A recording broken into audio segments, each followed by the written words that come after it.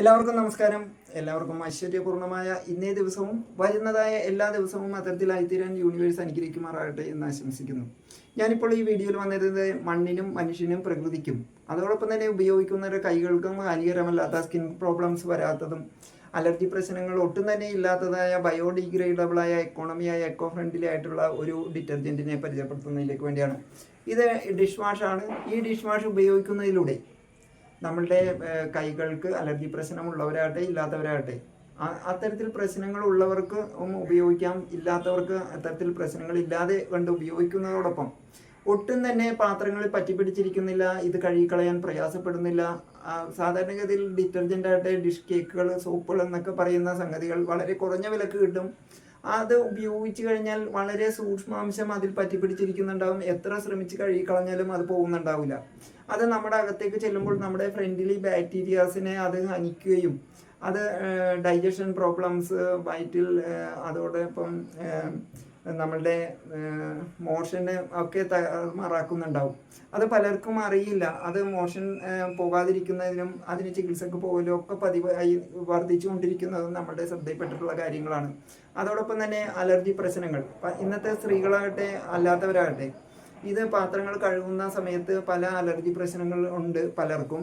പല ഡിറ്റർജൻറ്റും അലർജി പ്രശ്നങ്ങൾ, skin problems ഒക്കെ നമ്മുടെ നാട്ടിൽ പലർക്കും കണ്ടുവരുന്നതാണ്. അത്തരം പ്രശ്നങ്ങളൊന്നും ഇല്ലാതിരിക്കുകയും ഇതിൻ്റെ കുറച്ച് ഫോമുകൾ ഉപയോഗിച്ചിട്ടാണ് നമ്മൾ ക്ലീൻ ചെയ്യുന്നത്.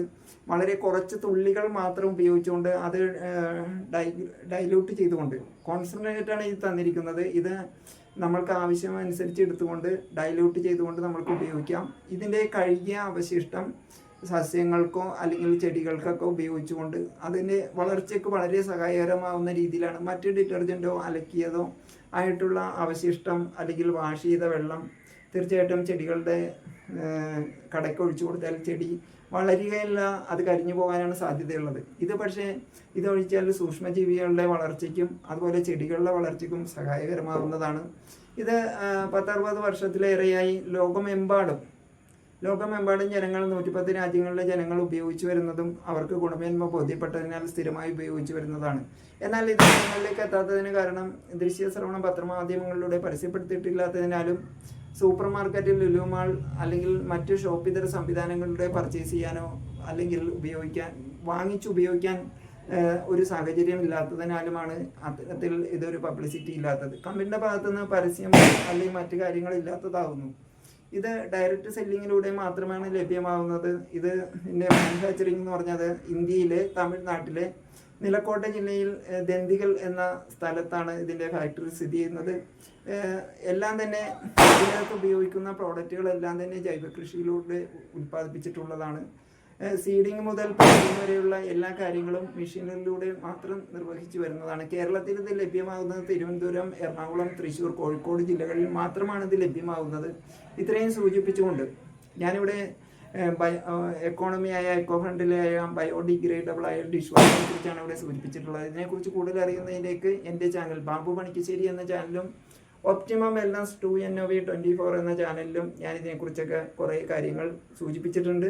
ഇത് ലോകത്തിലെ എല്ലാ ജനങ്ങളും, ഡോക്ടേഴ്സ്, എൻജിനീയേഴ്സ്, അതുപോലെ ഹെൽത്ത് ഡിപ്പാർട്ട്മെൻറ്റ് അല്ലെങ്കിൽ ഹെൽത്തുമായി ബന്ധപ്പെട്ടവരെല്ലാം തന്നെ ഉപയോഗിച്ചിട്ടുള്ളതും ഗുണമേന്മ ബോധ്യപ്പെട്ടതിനാൽ സ്ഥിരമായി ഉപയോഗിച്ച് വരുന്നതാകുന്നു.